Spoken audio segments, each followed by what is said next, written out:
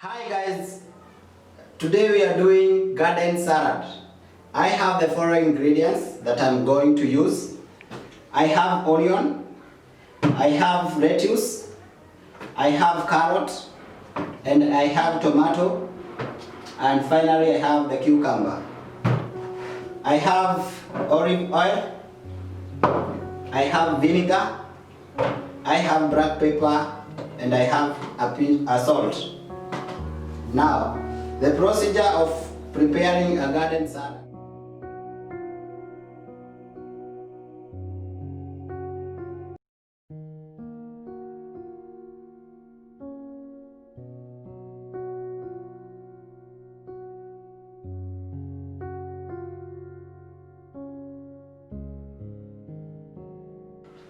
I'm going to take a pinch of salt.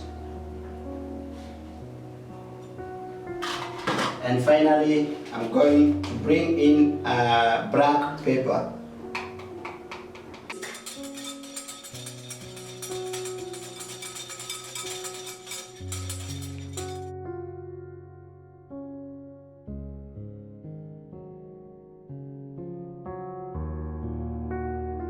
I'm going to cut my lettuce.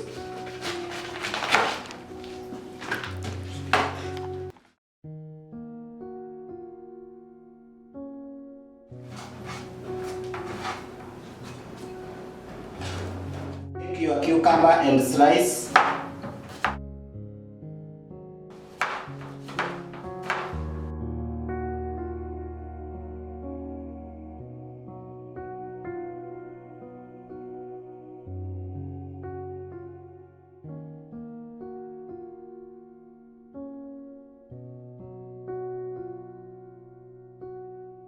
You bring in your dressing, sprinkling all round.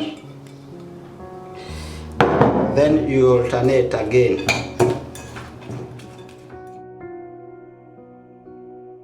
Now your salad is ready. You can opt to take it to a refrigerator to give it a cooling temperature.